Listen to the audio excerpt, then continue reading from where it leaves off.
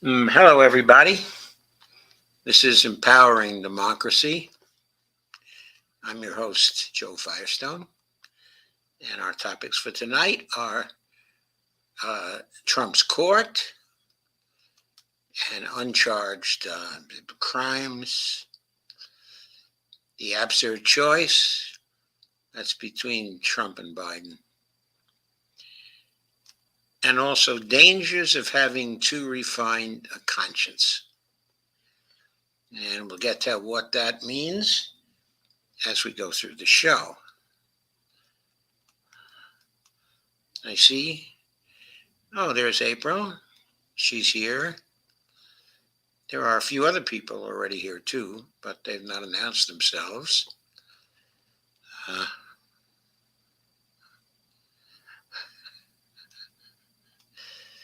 April says, "Hi, Joe, just shared because I care." And April also says, "I just realized today is 7-Eleven. Are there freebies at 7-Eleven today? Fat chance." Anyway, Steve Day is here. Hi, Steve. Very nice to see you. Okay, we'll get right into it. Oh, by the way, when I got into the studio today, I just left the press conference that President Biden is having, at NATO. Um,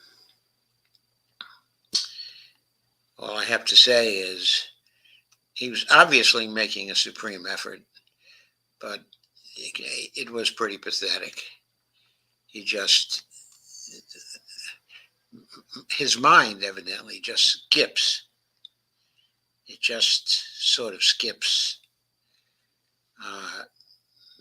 His coherence seems to be so far gone that one has the strong impression that he would never make it through another 4-year term. He just doesn't seem to have the wherewithal for that.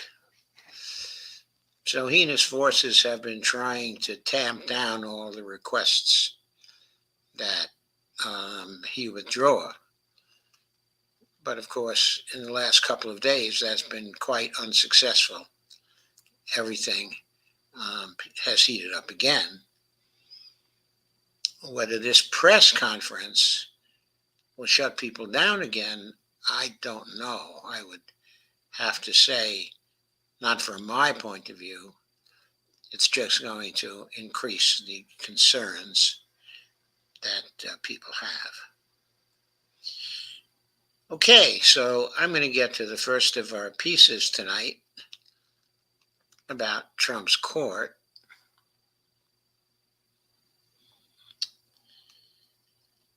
And this is a post by Marjorie Cohn, if I recall correctly.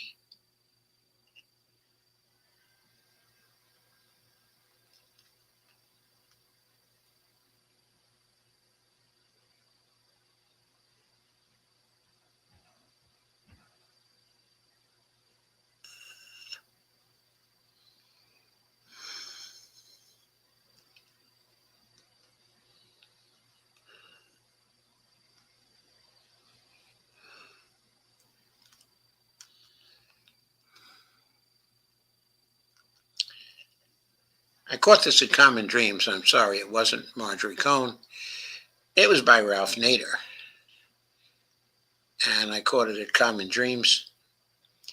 The dictatorial Trump court serves its corporate masters.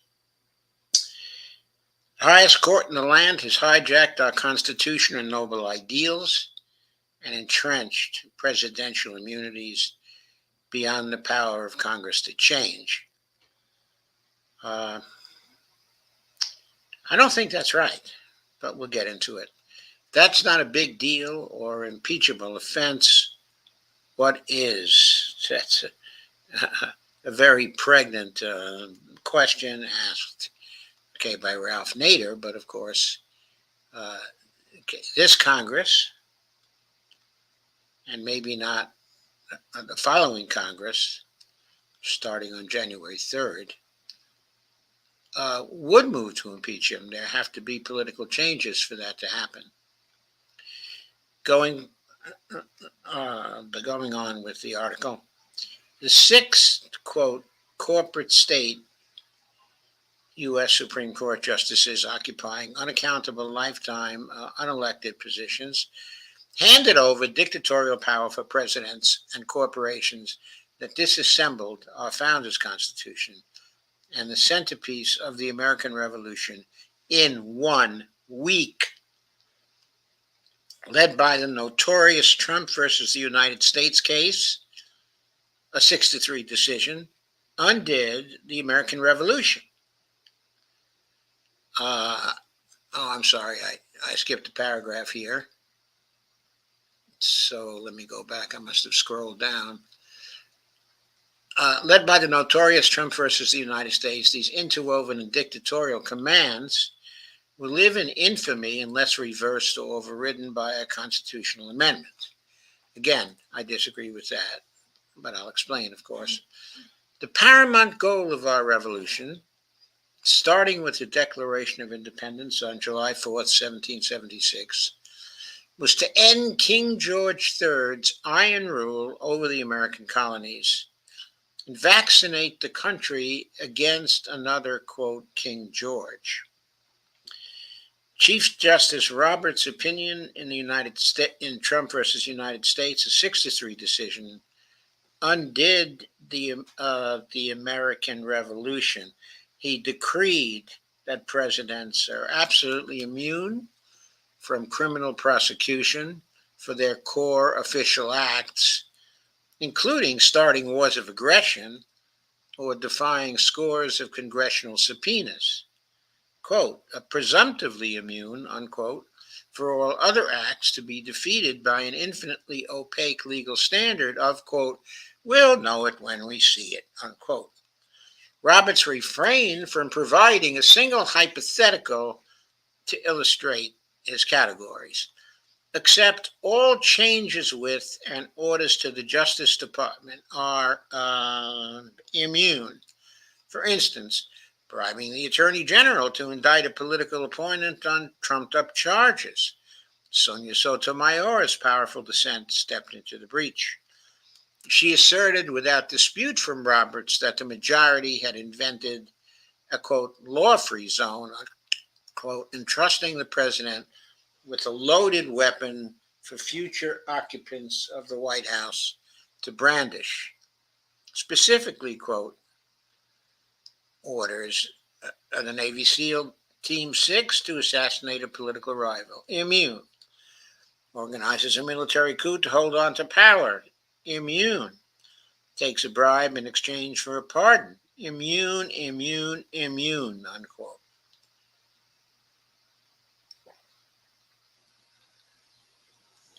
She added that never in U.S. history have presidents had more confidence that they would be immune from prosecution for crimes of any sort. Quote, moving forward, all former presidents will be cloaked in such immunity, she wrote, if the occupant of that force misuses the political power for personal gain, the criminal law that the rest of us must abide by will not provide a backstop. In short, Roberts and his clique of 5 other authoritarians, and I have to say that particular framing is highly justified. Those 6 are all authoritarians, have reinstalled the doctrine of, quote, the king can do no wrong, unquote, that was total anathema. And here this is emphasized in caps by Ralph Nader. Total anathema to our founders and framers of our Constitution. Constitutional law specialist Bruce Fein declared that Roberts' decision itself was unconstitutional, citing provisions in the Constitution, including Article 2, Section 3, the, quote, take care, unquote, clause, that the laws be faithfully executed, unquote. In a long, incisive op-ed in the New York Times on July 2nd, 2024, leading constitutional law scholar, Harvard professor Lawrence Tribe, called the ruling, quote, outrageous, unquote. If asked, there are millions of Americans who might be responding to my alarm with the words, quote, relax, Ralph. It's obvious that presidents have always been, quote, above the law, unquote, and that they do whatever they want and get away with it, unquote. A few might even cite the brazen declaration in July 2019 by then President Donald Trump, quote, then I have Article 2, where I have the right to do anything I want as president, unquote. He did just that and is now a very successful fugitive from justice in twin federal criminal cases and a state criminal case, all following indictments which have faltered due to a legal system built for delay after delay for rich defendants paying rich attorneys. Trump, while president, even got away with defying over 125 congressional subpoenas, including one by the January 6th House Select Committee. His colossal record of immunity is sui generis. His special assistant, Peter Navarro, defied one congressional subpoena and is serving several months in prison. People, you are correct that the presidency has been practicing daily lawlessness against our Constitution, federal statutes, and international treaties the U.S. signed and often initiated, turning the White House into an ongoing crime scene, whether Democratic or Republican incumbents. See President Trump's staggering record of uncharged criminal conduct by Connor Shore at citizensforethics.org, and we will come back to that in a few minutes. So what's the big deal? The highest court in the land has hijacked our Constitution and noble ideals and entrenched presidential immunities beyond the power of Congress to change. And again, okay, I don't agree with that. And I guess I'm just going to briefly comment here why, okay, I don't agree. It seems to me that Congress can pass a law saying the president, okay, is not immune to crimes, okay, of any sort, even while sitting in office as the president of the United States. And, okay, after such a statement, okay, after the passage of such a law, making that statement of lack, okay, of immunity, there can be included the exceptions clause, verbiage from the exceptions clause of the Constitution, Article 3, Section 2, which strips jurisdiction away from the Supreme Court to review such a law. That's the way Congress can turn around this verdict, okay, of immunity by the Supreme Court. Going on with the piece. That's the big deal. Trump, who chose 3 of the sitting Supreme Court justices, is delighting in disbelief over his good fortune. The cunning, devious Supreme Court SCOTUS majority kept delaying its decision to preclude any Trump trial before the November 2024 presidential election. Last year, the court turned down a petition by special counsel Jack Smith for an expedited decision by leapfrogging the Court of Appeals, since all the lower courts had decided no immunity with no conflicting precedents. Then on February 28, 2024, the Supreme Court decided to take the Trump appeal after the Court of Appeals weighed in and waited until the last day of this section, July 1st, 2024, to issue its opinion, and remanded the case to the federal district court to define, like Joseph interpreting Pharaoh's dreams, whether the government could defeat Trump's presumptively immune actions to void President Joe Biden's election. If Trump loses, another round of immediate appeals will follow while trial proceedings are frozen until the Supreme Court makes a final decision a year or so down the road. Get the strategy? Says Ralph. By contrast, prior Supreme Courts decided the constitutional issues of Bush v. Gore in 48 hours, the Nixon tapes case in 2 weeks, and the Pentagon Papers case in 4 days. The court knows how to gallop instead of walk if it wants to. There was additional records by the court in its last week before a long summer vacation included: 1. The 6 justices fortified a previous decision dramatically narrowing federal bribery laws by further restricting the crime of bribery to exclude a request for a legislator to do something and then belatedly giving him or her money or property after the request is honored. The court labeled the latter a gratuity, quote unquote, and said that it was okay. Second, the court overturned the Chevron doctrine, where the courts could defer to the expertise of federal regulatory agencies like the EPA and the FDA. The 6 justices said that the courts can take charge and decide these cases because the agencies were acting on Congress's vague legislative authority. The courts don't have anywhere near the budget, staff, and expertise necessary to interpret hyper-technical regulatory statutes. What the Supreme Court has done is to provide an open invitation for corporate lawyers to so delay agency actions as to diminish them with settlements that are little more than exhortations. I have to differ with that also. Yes, it may have done that, but there's another alternative to that to fix the Chevron doctrine. And that alternative, that Congress can staff up. Congress can create agencies within the Congress to make the regulatory acts very, very specific, so as to take the vagueness away, which would invite interference by the courts in making these particular decisions.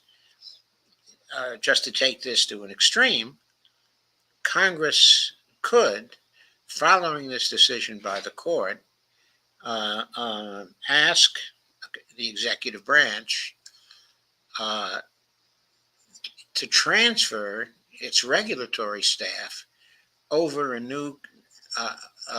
to a new congressional agency that Congress was creating or had already created. Of course, one might say, well, the present Congress isn't going to do that.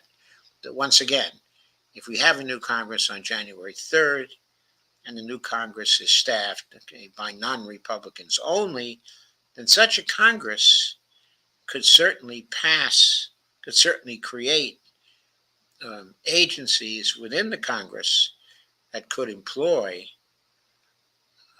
the people from the federal agencies who will no longer have a job as a result of the decisions by the Supreme Court. So, number 3, the 6 justices prohibited the SEC's administrative law judges from finding a defendant after due process in a statutory fraud case, giving the latter a right to a jury trial if the SEC charges are analogous to common law fraud. This gives hordes of corporate lawyers the leverage to coerce sweetheart settlements with the SEC or have it overwhelmed with expensive budget trading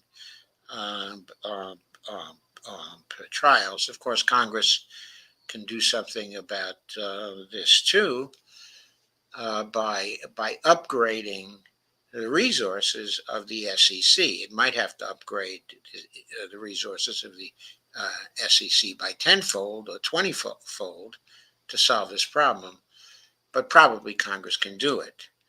Okay, but the point is, this terrible decision by the Supreme Court can cause reactions by Congress, okay, and by other agencies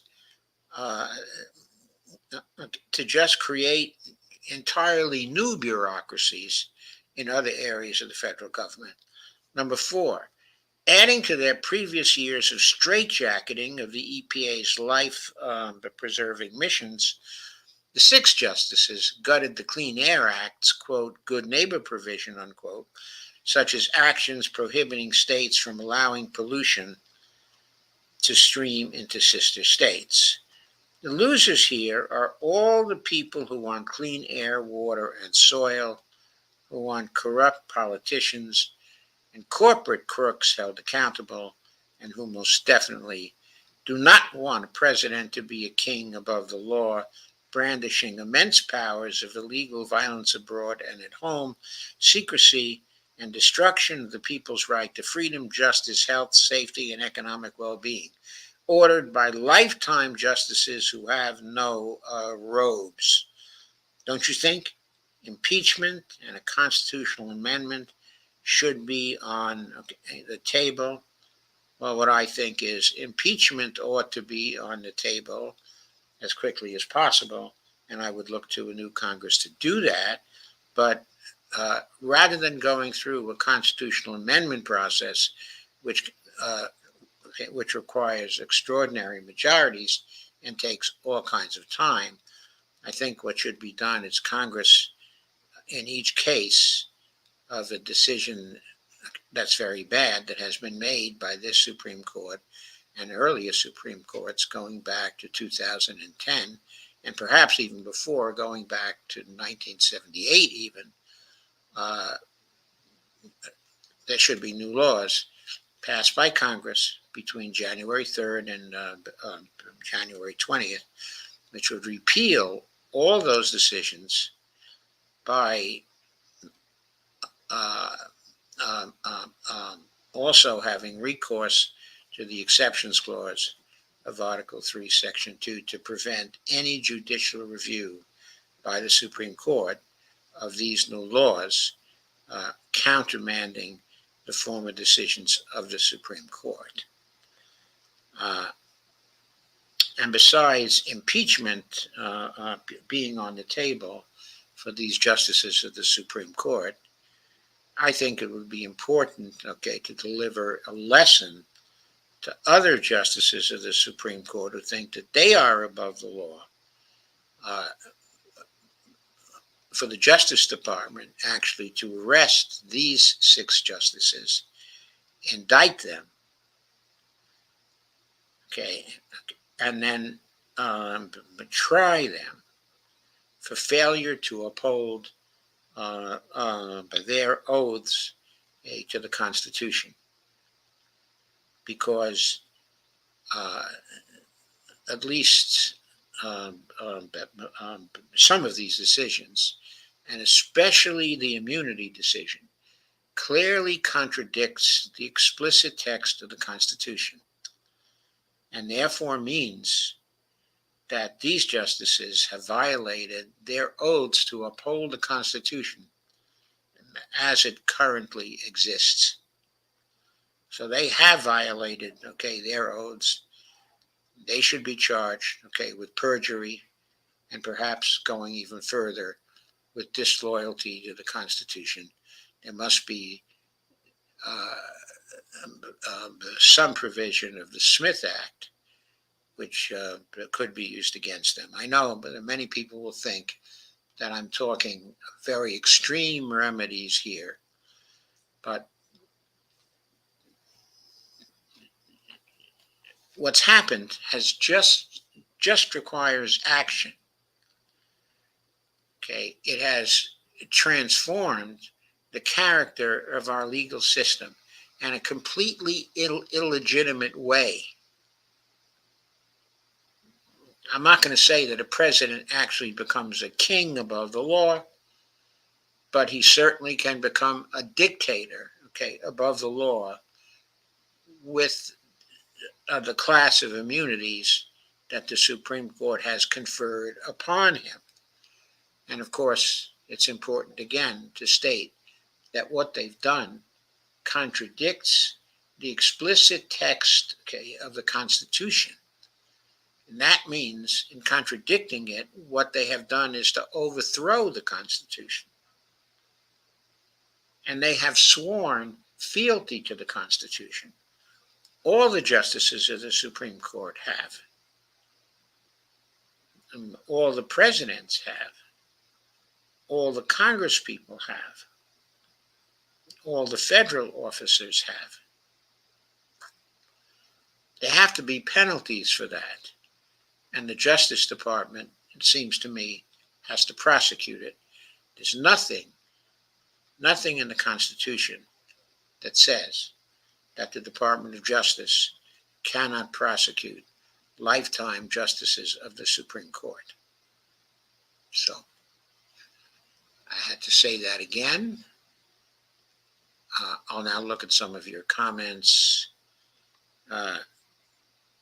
April says, Clooney is vehemently threatening to pull out the money rug from under Biden, okay, the butcher.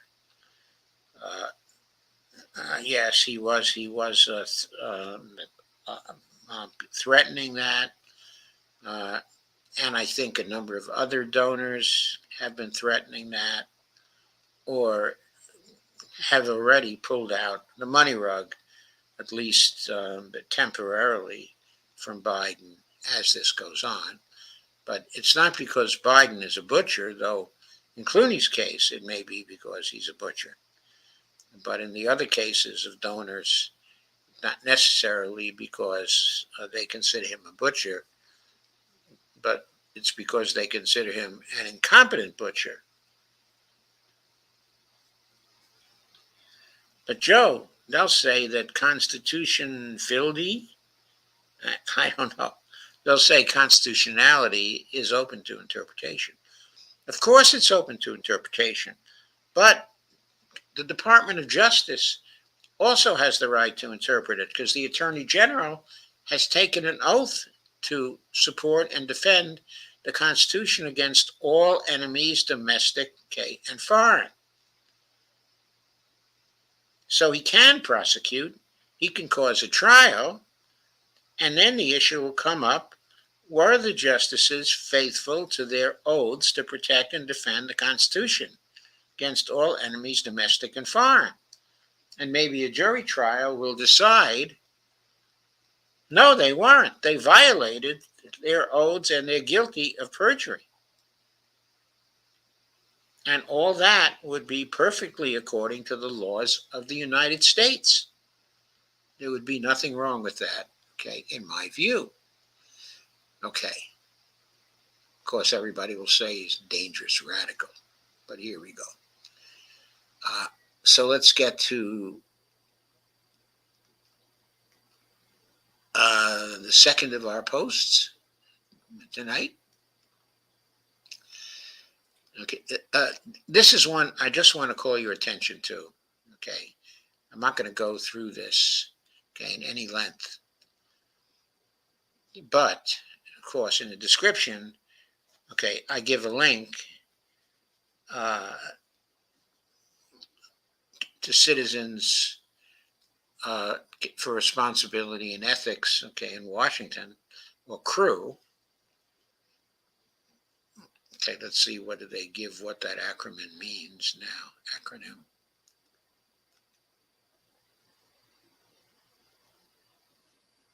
I keep thinking I forgot what CREW actually stands for, but anyway, maybe I haven't. But this particular article,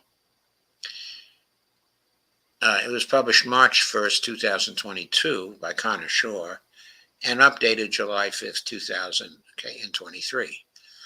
It's entitled President Trump's Staggering Record of Uncharged Criminal Misconduct. And what it is a compilation okay, of all of the uncharged criminal conduct that supposedly occurred, okay, under the presidency of Donald Trump. It's characterized as Donald Trump's staggering record of likely criminal misconduct as president and candidate for that office. He has not been charged with a single criminal offense. This, of course, was as of the update in 2023. What was that update again? Was it July 5th, 2023? So I'm just going to exhibit the table here for you. It includes the category of crime, the relevant conduct, the approximate dates of the crime. See, goes all the way back to 2015. Covers campaign finance crimes, can cover it. Cover-ups, potential offenses, statutes, that were violated or presumptively violated. Investigation status. Investigation was closed while Trump, was president, of course, because the Justice Department has made a decision that it doesn't go after sitting presidents. That decision, in my view, is not constitutional. But anyway, likely statute of limitations.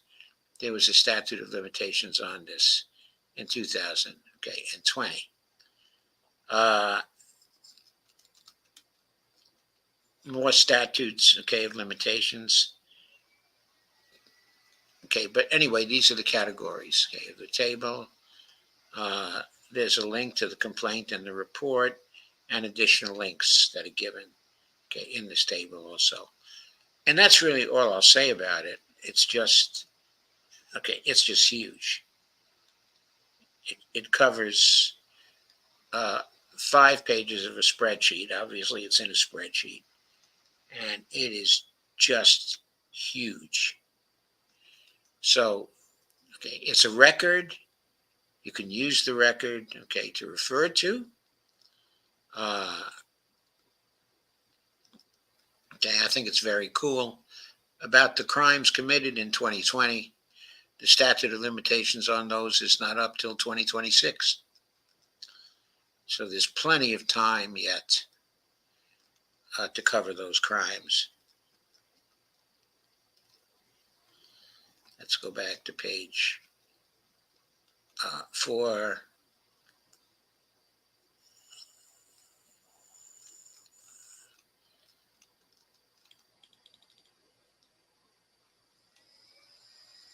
Likely statutes, of limitations. For example, what he did with attempts to get Ukraine to interfere in the 2020 election. Now, I didn't realize that Trump had done that, but evidently he did. And that had a statute of limitations in 2024. So I just wanted to make you aware, of this record that you can go to and check out all the crimes that Trump has committed. I think there are something like 130 references here. It's huge. It's just huge. There are RICO crimes. It's just huge and fascinating. And I think it's something to look at. So, I want to go on to my third piece here. The word that constitutional fealty is open to interpretation. What was that word you said? Fealty, yes. Fealty. It means being faithful to the Constitution. Yes, Abel, but you're right. Constitutional fealty is open to interpretation.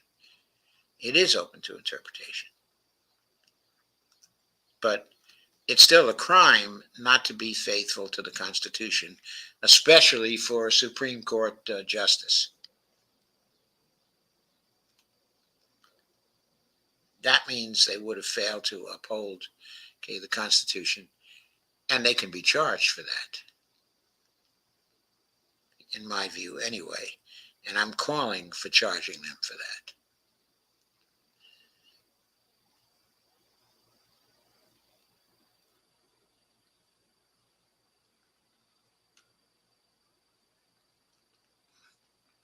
So the next I thought, was a rather brilliant article from Common Dreams. Okay, it's a literary piece. It starts off, with a photo, of a rhinoceros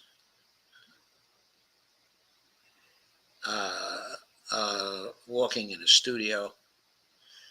Nobody for president. This absurd election choice should have us thundering in the streets. Should have us, as the rhinoceri, thundering in the streets. Members of a sane society would grind everyday life to a halt, given the choice between a smoldering ghost and an aspiring monster.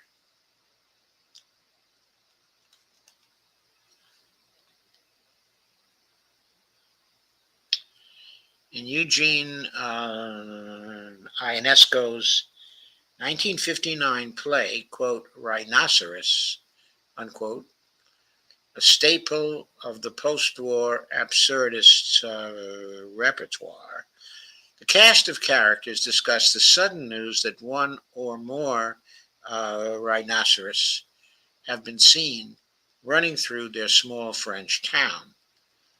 In the play, the local villagers parse trivial, speculative, and tangential points. The rhinoceros, seen on two occasions, might have been two different animals, a two-horned or a one-horned rhinoceros, Asiatic or African, although no one is quite sure which is which, or it might not have been seen at all. It may have escaped from a zoo or circus, but we are told this town has no zoo and banned circuses ages ago. One character deems it to be a creation of the press as a means to sell papers, a, quote, flower of some journalist's imagination. When witnesses report that a rhinoceros trampled a cat, the same skeptic proposes that this might be a hyperbolic report of a mouse running over a flea. All this casual banter, some of it set in a town market, weaves in and out of small talk inquiries about the price of wine and cheese and fragments of local gossip. European serialism and absurdist literature has often juxtaposed fragile human perspective with ominous threats. Kafka's Gregor Samsa, the protagonist in The Metamorphosis by Franz Kafka, ruminates about how to get to his bureaucratic job while lying immobile on his back after being transformed into an enormous insect. The foils and works by Kafka, Ionesco, or Beckett dependably underestimate the horrors that rain down on them. Banal digression becomes the default response to apocalyptic ruin. People confront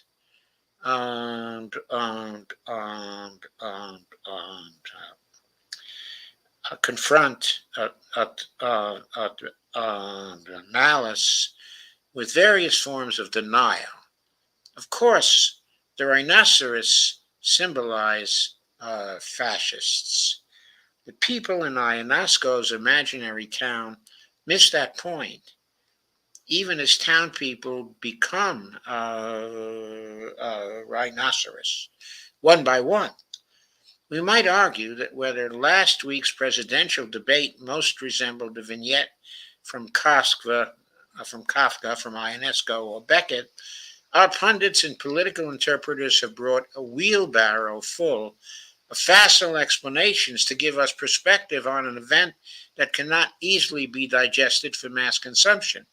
One can reflexively claim that Biden suddenly and surprisingly lapsed into senility, or that a more agile Democratic replacement might dismantle Trump's idiotic lies.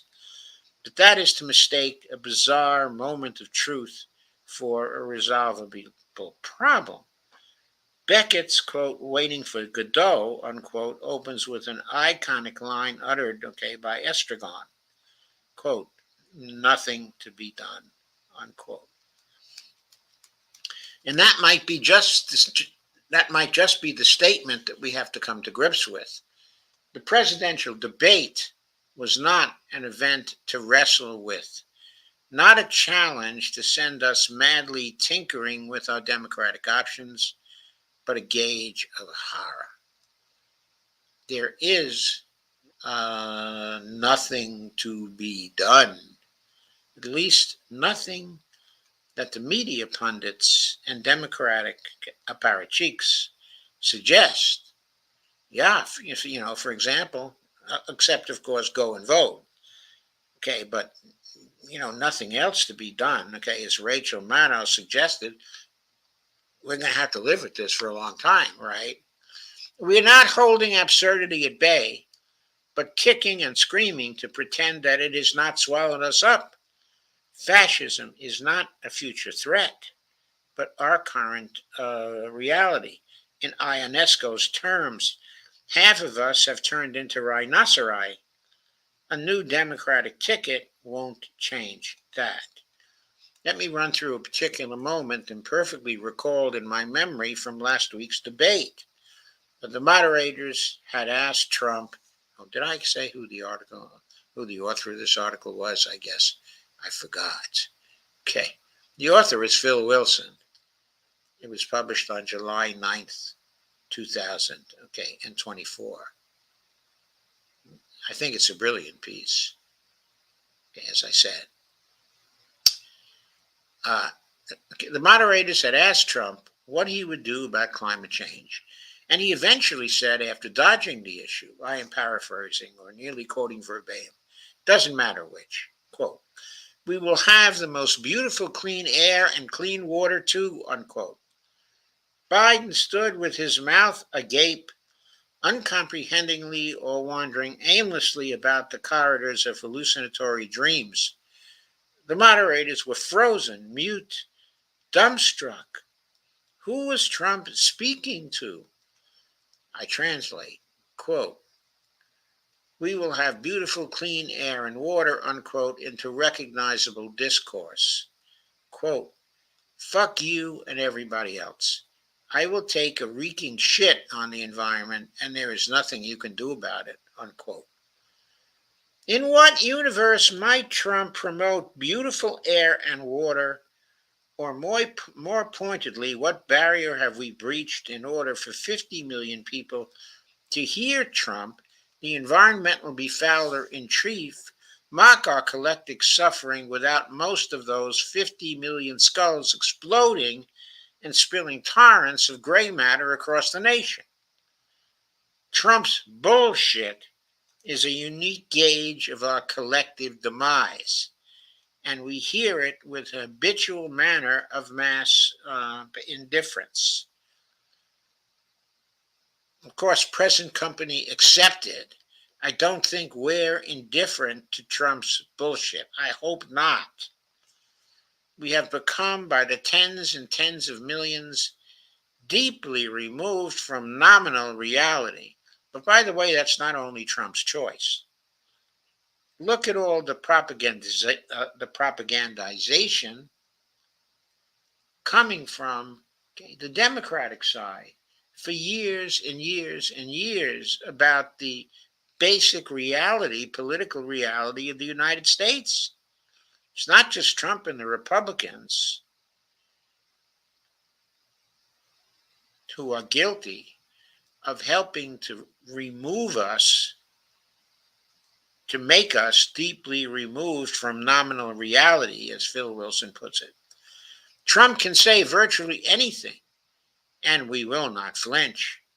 If he came out with an executive order after being installed to power, criminalizing public statements affirming the theory of evolution, few would be startled.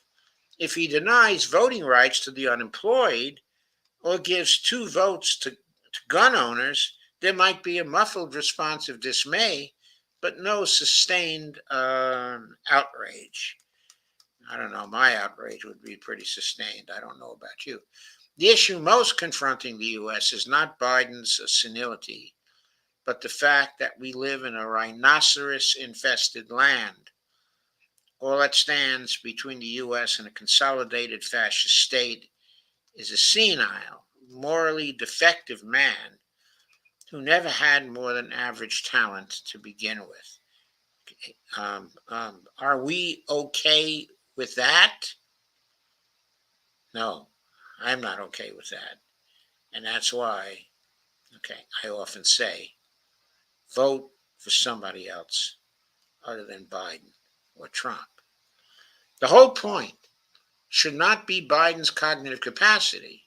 He is fucking senile and was barely capable in his mediocre prime, but the lost ability of self-scrutiny. Why do we sleepily gaze at herds of fascists, rhinoceros, or rhinoceri, since it's plural, and pretend that we see nothing? The members of a sane society would be thundering angrily through the streets, given the choice between a smoldering ghost and an aspiring Nazi monster. Who chose these two? Why are 50 million people curled up on couches wrapped around plastic bowls of popcorn while these terrible, inept, and heartless fools cough up lies and trivial asides? We reflect upon levels of dementia and Nazi wannabe evil as if they were existential givens.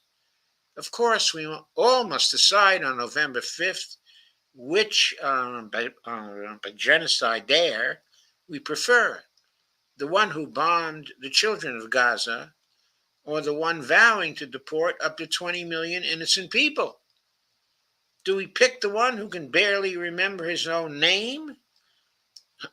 Oh, and by the way, in that conference he had, today, he referred to his vice president as Trump, rather than Harris. Do we pick the one who can barely remember his own name, or who cannot remember the name of his vice president, or the guy with the swirling vortex of hatred orbiting his eyeballs? Who in the press watched the debate and screamed, quote, "What the fuck"? Which pundits asked the public to take to the streets and demand a do-over? This election is a farce. Well, the election hasn't taken place yet. We don't need a do-over of the election. We need a do-over of these nomination processes. Anyway, this election is a farce. The dying throes of a criminal society, the death spasms of a plundering oligarchy that once devoured most of the world and now cannibalizes, its own. So that, of course, is a brilliant and literary piece. And its central point: why aren't we thundering in the streets right now in the face, of fascism, in the face of the appearance of so many rhinoceri? I don't know. I certainly think that's where we ought to be. Anyway. And this is related to, what are we going to do about these horrible decisions of the Supreme Court? I mean, the Biden administration just sits there And he made a statement about it, of course, but that's all he's done. What plans does the Justice Department have to do something different? What plans does the Congress have to do something different? I mean, the Congress, half of the Congress is fascist right now.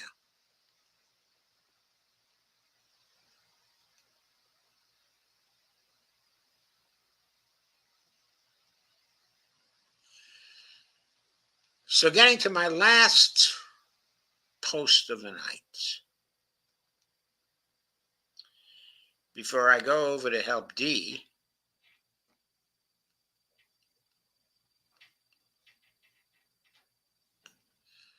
oh, did I share this little piece? I don't know if I did. So, if I didn't, I'm going to share it on Facebook right now. Yes, it's still up on Facebook. Wonder of Wonders, a Miracle of Miracles. Isn't there a song about that?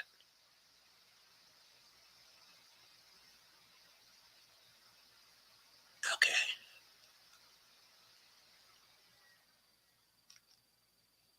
Okay. So, having done that, I will be back.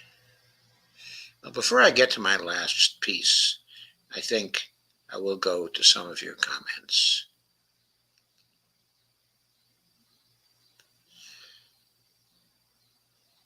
April says it's an important phrase in this case. She's referring to fealty. Okay. Anna Kreider said, total NATO, he screwed someone's wife. I don't know what that means, Anna Kreider. April says, ooh, interesting rhino topic. And Damien H. says, Joe Biden embraced the mockery of biological women, kept the borders open and got innocents killed, embraced perversion into our culture and institutions. Checkmark Trump 24. Okay, and Damien H. says, your minds. April says, excellent observation by Phil. I'm in shock over the fascist sympathizers in Florida right now. April says, wow, today's conference should be the final nail in Robinette's coffin then. Yes, brilliant article. Folks are complacent and think those rhinoceri are kitty cats. Yes, I think they do. Highly mistaken, by the way, to think they're kitty cats. Let me get to the last piece.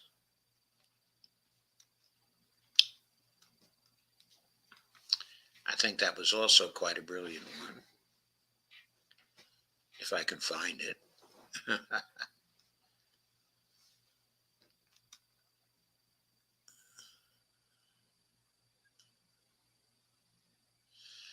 I picked it up at LA Progressive. It was another interesting philosophical piece about how we bordered on the philosophical anyway. But I think it gets to a serious problem, of course. On the unconscionable sin of an overly refined, quote, conscience, unquote. That's the headline.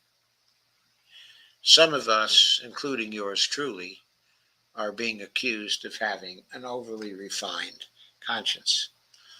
The sense of moral superiority of our left-wing friends. By the way, I picked this up in LA Progressive, and it's dated July 10th, 2024. There, the author is Eric A. Gordon. The sense of moral superiority of our left-wing friends with an unassailable, quote, conscience, unquote, is astonishing. And here's a picture of some of the Nazis demonstrating in Charlottesville. And you see the Nazi flag at the center of the picture and lots of Confederate flags. Anthony Kreider alt-right members preparing to enter Charlottesville, Virginia's Emancipation Park, holding Nazi, Confederate, and Libertarian flags. This was Creative Commons Attribution 2.0 generic license for this photo. Okay, starting. This year, once again, we hear these loud, impassioned voices on the left. How can you bring yourself to vote for, quote, Genocide Joe? The same guy who's not only bankrolling Israel's massacre of Palestinians, mostly women and children, but also conducting a proxy war against Russia in Ukraine, who's still blockading Cuba, who no doubt had his hand in blowing up Nord Stream, who's also caving into the anti-immigration fanatics. Okay, the litany goes on, including the latest thing, where he's not suggesting doing anything about the decisions of the Supreme Court. I mean, the least he could do now as president is to come out with a public statement saying that he disagrees with those particular decisions and stating, as Andrew Jackson did, the Supreme Court has made its decision, now let them enforce it. He could repudiate these various decisions and say, in the executive branch, we're enforcing the law as Congress passed that law. And the Supreme Court can take its opinions about what the Constitution says and stick it where the sun doesn't shine, because we have opinions about what the Constitution says, and we have also sworn oaths to the Constitution, and the power of judicial review was not explicitly in the Constitution. It was stolen by the Supreme Court, and we're questioning it right now because of the series of idiotic decisions made by the Supreme Court since 2010.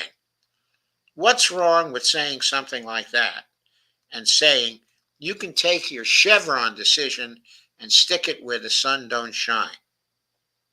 Because we're going to continue to enforce it, whatever you say.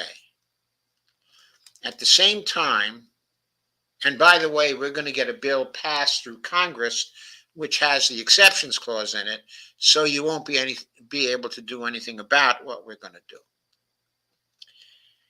Why don't we hear something like that from Joe Biden? At the same time, in a remarkable slight to Marxism as a purported science, quote unquote, examining each moment and phenomenon from a class perspective for its positive as well as its reactionary characteristics, these red-faced but nihilists never stop to consider anything progressive that has emerged from the Biden administration. Starting with the selection of a black woman as vice president, with all the symbolism that entails. You'll forgive me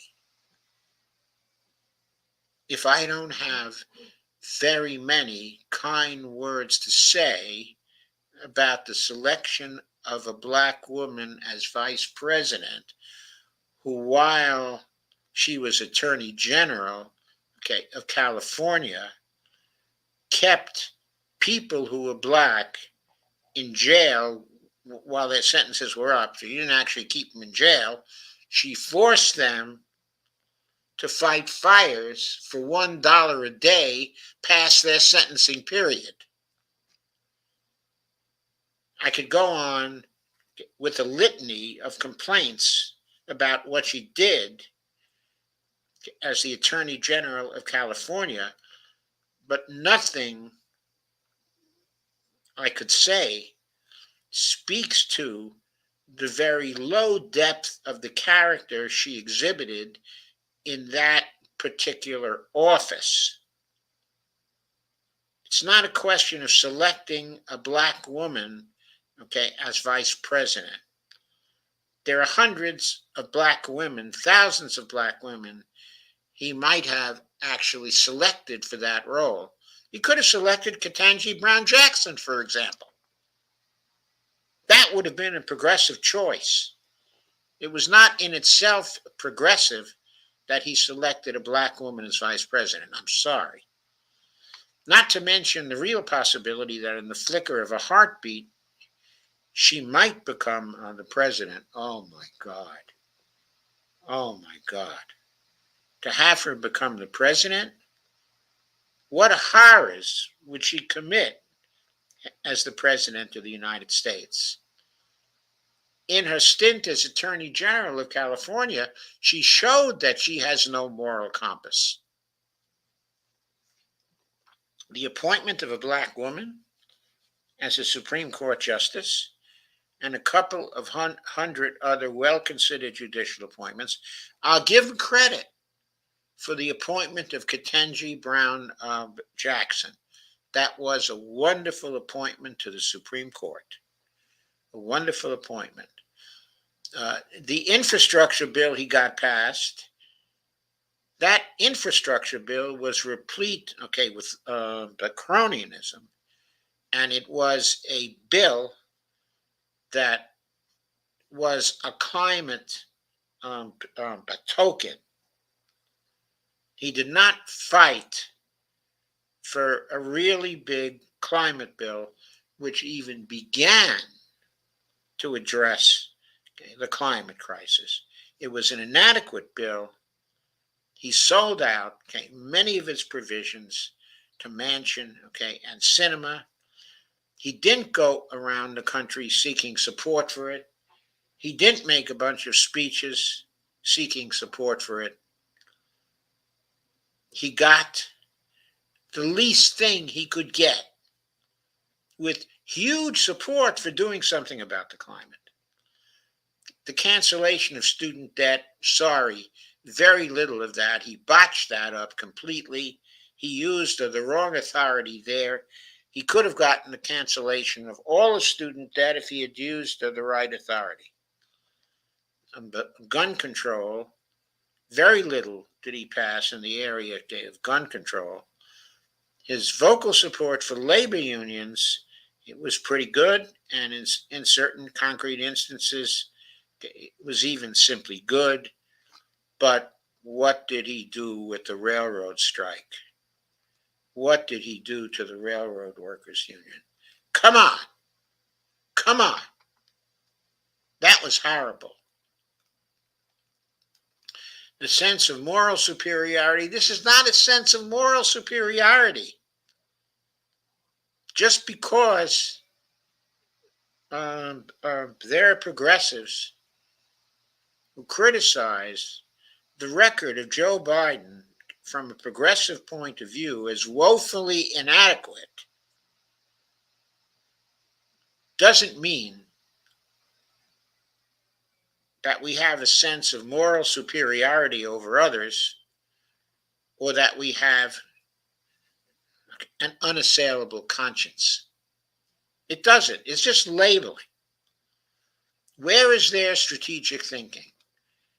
Well, I don't know. Where is the strategic thinking of the people who continually support centrists like Joe Biden in election after election, while the centrists continually move to the right?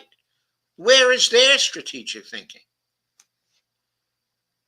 Where has their strategic thinking been for years and years and years? I'm talking about the strategic thinking of the centrists, or people who claim to be progressive, but who keep on caving to the center and to the right, so all our politics moves to the right year after year, after year. Why are there rhinoceroses in the street right now, or rhinoceri? Because the whole system has been moving to the right year after year. Because we have people like this who are criticizing our left-wing friends. This is another reversion of the Obama administration's attacks on the left. Where is their strategic thinking? Clearly, this year's contest is between Biden or some other Democrat and former president and convicted felon Donald J. Trump. Sorry, folks. Biden is unacceptable because he's a genocidaire, because he is quite responsible. I would even say largely responsible, because with a phone call, he could have stopped the genocide that was being committed by the Israelis 2 weeks into it. When he saw what the Israelis were doing in Gaza, when they were seeking retribution for the attack of Hamas, he could have said, hey, you're not doing this. You got to come to the table.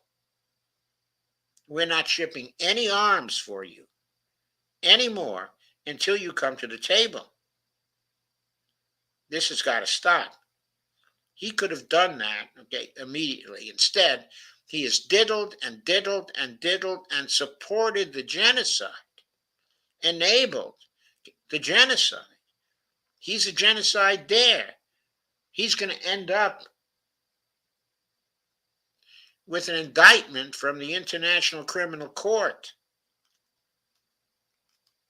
So, the choice is unacceptable.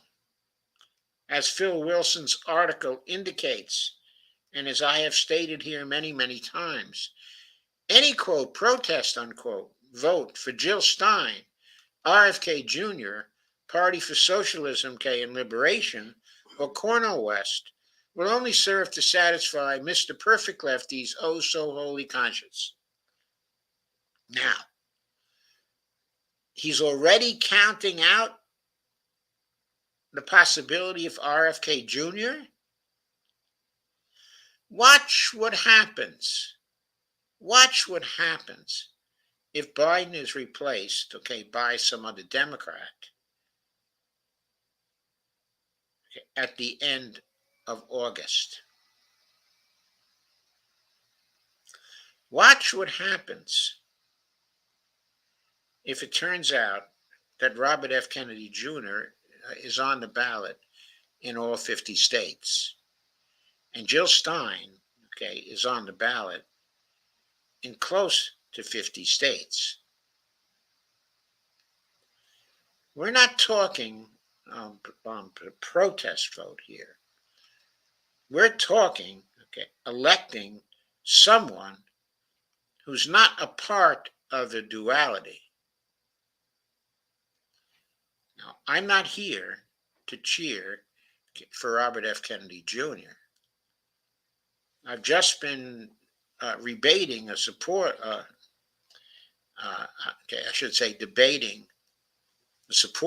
of RFK Jr., on Twitter, because of the austerity mongering, that RFK Jr., is doing. So I'm not holding a brief, for RFK Jr. But I do have to say that if we're talking about a choice between Trump and Biden and RFK Jr., then I have to say, that I think, that RFK Jr. would be highly preferable to the other two in many ways, though he still has some big questions to answer from my point of view. Like, for example, what is he going to do about these decisions from the Supreme Court? What's his plan for getting rid of Chevron deference and getting rid of the immunity decision? But let's take Chevron deference alone. That alone guts his anti-corporate agenda. He cannot execute it without the regulatory powers of the executive branch. So what's he going to do about that? He's got to say something about it in his campaign. He's got to say something about the continuing genocide, in Gaza. That is not acceptable. It's just not acceptable, and it's not a matter of being a perfect lefty with an oh-so-holy conscience. There are certain things people cannot accept in a president of the United States, and one of them is genocide.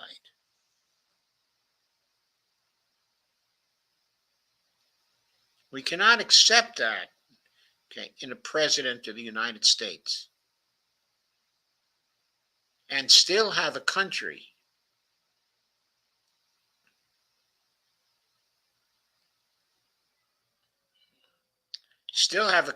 that we can live with. I'm sorry. There are just some things that are unacceptable for candidates for the presidency to do, and some things, okay, that are unacceptable for presidents, okay, to do. So it does come down, in this case, to a third party vote of some sort. Okay. It's a choice that we have to advocate for and campaign for and create a movement for in the remaining months before, okay, the campaign. This is for reasons of dump the corruption, and it's also for reasons of having to get a non-Republican Congress so that we can fight what the Supreme Court, okay, has done.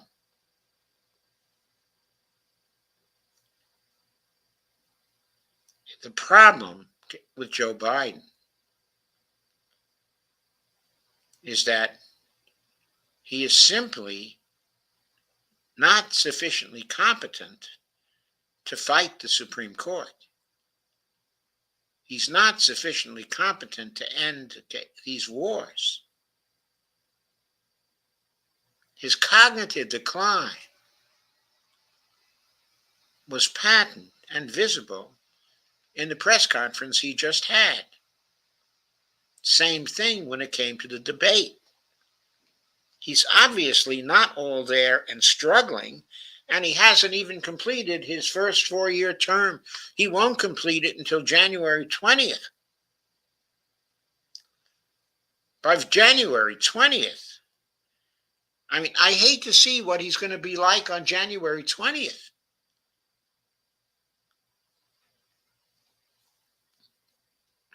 But we can't even count on that he will be cognitively capable of taking the presidency on January 20th. So we definitely have to have some other Democrat. But if we have some other Democrat, well, first we have to make a distinction between some other Democrat, okay, in the Congress. I emphasize we need a non-Republican Congress because they won't do anything about the Supreme Court. But we also have to have a non-Republican president, and we have to have some other Democrat who's not going to continue the genocide, okay, in Gaza. These are the things that we have to fight for. So the author goes on to say, and I say Mr. because that's usually what you see, guys claiming that absolutely nothing will get them to pull the lever for Joe Biden. The consequences and detritus from their decision be damned. See, it's funny. You don't hear too many women spouting what is at heart a kind of petty bourgeois holiness. Well, I have a very close friend who happens to be female. I can tell you the genocide gets her so angry every single day. She says she can never bring herself to vote for someone complicity, okay, in genocide. I believe she's going to go through with it. And I share her feeling. And my wife, who's also a woman, of course, shares her feeling, okay, as well. And the idea that this is petty bourgeois holiness, okay, I resent that. There are some things in international law that are sacred, and one of them is you don't commit genocide. You don't come back from that. You should be jailed for that. That's what we think. And we think the only way a better world will be built is that it will be built by people who think that way.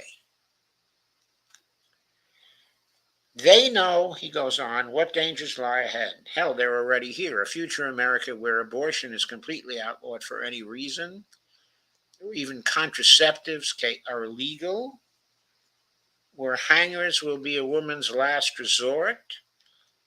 Nor do you hear it from seniors who feel Social Security and Medicare are on the line in a future MAGA, in a future MAGA administration. Okay. Once again, my wife and I are seniors, and we fear that Social Security and Medicare, okay, are on the line if Trump takes over. We're completely against Trump, but we're completely against someone who's complicit in genocide also. We can't vote for that person. And by the way, we do think that that person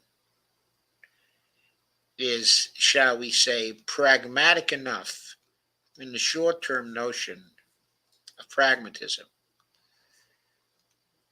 Okay, that if the political waters should rise with respect to Social Security, okay, and Medicare, that he, Joe Biden, is likely to cave on those issues as well, because we have seen him cave on issue after issue, okay, after issue. Why not on Social Security, okay, and Medicare? Going on. Nor do you hear from people of color, the LGBTQIA plus community, from immigrants, from unions, the poor, who all realize that whatever partial gains they've made over the past decades will be wiped off the books once a full-blown fascism is installed with Project 2025. Again, this assumes that the only alternative to Biden is Trump. This is vote blue no matter who. That's all that this is. Of course, the situation will be different if there's a new Democratic candidate, depending on who he is. All these issues would most probably quickly go away if the Democrats were to do something decent and turn to Bernie Sanders. Of course, they will never do that. But there still are other alternatives. There's Jill Stein, okay, and there's RFK Jr., who, in spite of his outrageous position, okay, on Israel, still not has been in the Oval Office considering the issue of whether he wants to be complicit, okay, in genocide.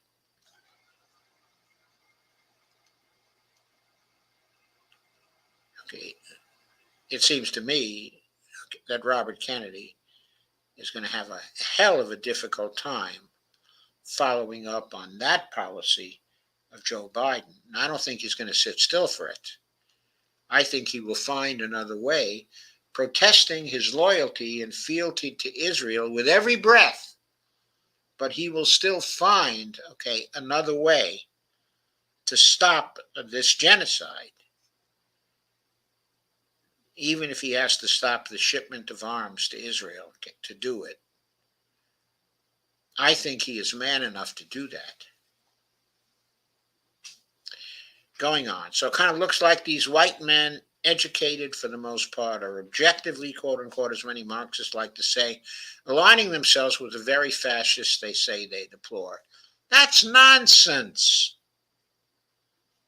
People like you are aligning yourselves with the very fascists you say, okay, that you deplore, because you may be fully against Trump, or say you're fully against Trump, but let's face it, you would prefer Trump to giving the nomination of the Democratic Party to Bernie Sanders or Jeff Merkley or Ed Markey or somebody decent. So you're the ones who are aligning yourself with the fascists. If there's a united front against fascism, count them out. No, if there's a united front against fascism, we're in. But we want someone heading up the united front against fascism who's not a fascist themselves, or a semi-fascist, or an inverted totalitarian. And if Donald Trump manages to squeeze an electoral college victory out this time, as he did in 2016 while losing the popular vote, so be it. No, we're not saying so be it. We're saying nominate some people who are decent, you SOBs. Get rid of Biden and Harris too. Because if you think Harris is not an inverted totalitarian, I got a bridge to sell you. Don't blame me, they'll say. No, don't blame me. Blame yourselves. You've had 4 years to find somebody better than Joe Biden. And what the hell have you done?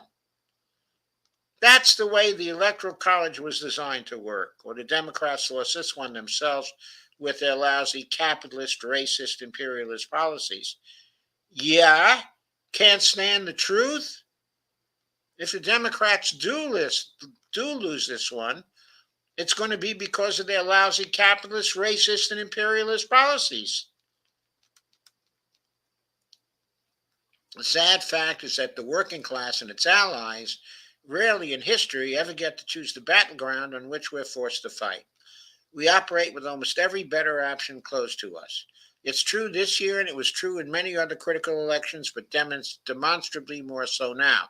The Supreme Court, a third of whose justices Trump appointed, has just handed Trump an all but total immunity for whatever he does in office, going way back further than the unitary presidency advocated by Dick Cheney back in Bush Jr.'s day. Or even in Nixon's White House, Trump is now empowered to be a dictator, not just in his own mind, but sanctioned by the Supreme Court of the United States. The slow-moving coup against democracy is on the verge of victory. It is incumbent on every American of voting age to rally and keep this convicted criminal out of the White House. I agree. But I think we also have to rally and keep the unconvicted criminal out of the White House. Because Biden is an unconvicted criminal, an unindicted criminal with respect to his actions in Gaza. Now our friend goes and he says, let's go back in time and see what happened. 2016, Trump against Hillary Clinton. Almost the whole country expected Clinton to win handily, but Trump was a sick joke, a clown, so not everyone was so sanguine. Filmmaker Michael Moore was deeply concerned, and going on elsewhere on the left, Clinton was the quintessential neoliberal. She was.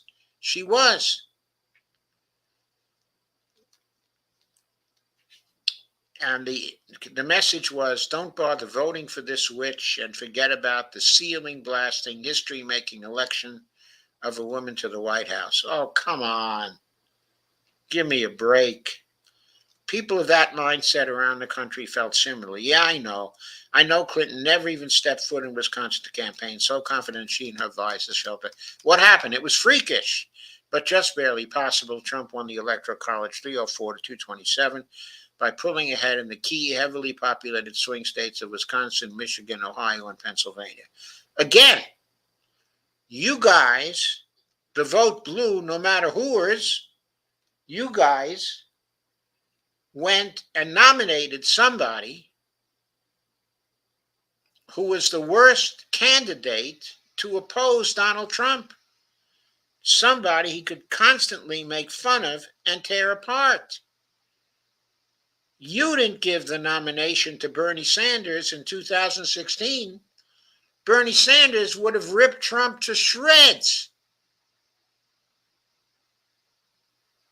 What happened in 2016 wasn't our fault.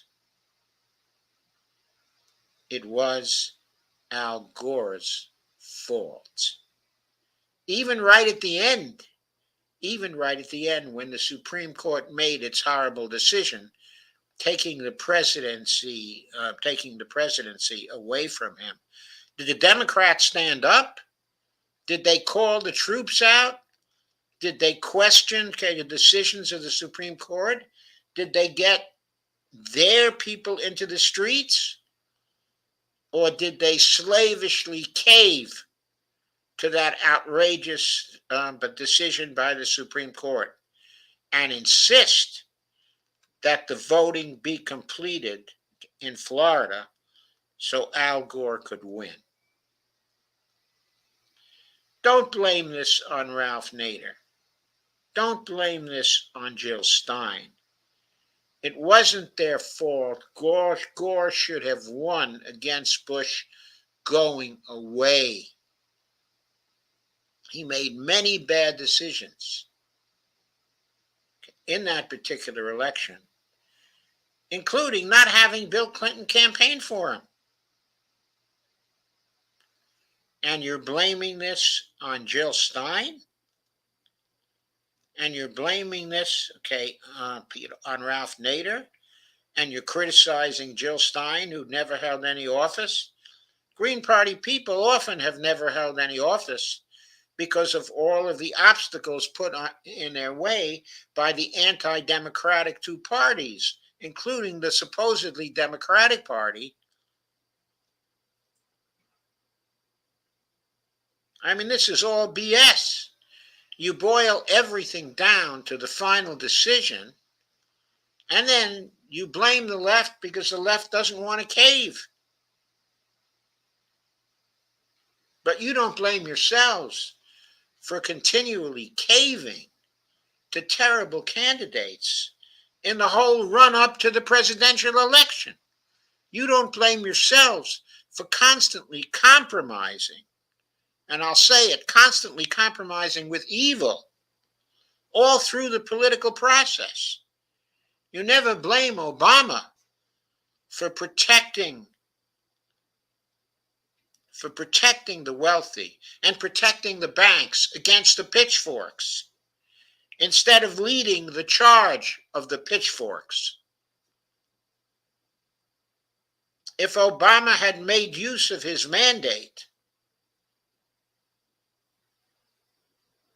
then Hillary Clinton wouldn't have been the candidate for president in 2016. Someone much better would have arisen. We would have had Medicare for all early in 2009 if Obama wasn't bought off by the oligarchy himself. How many years has buying off by the oligarchy been done here to turn the political system around? And how many years have the pragmatists in both parties continuously sold out? No, it is your fault. And if Trump wins this year, it's still going to be your fault. And the reason why is because the street is full of the rhinoceri, and you do nothing about it but tell the people who are trying to do something about it to shut up and sit down. Well, what I have to say to you,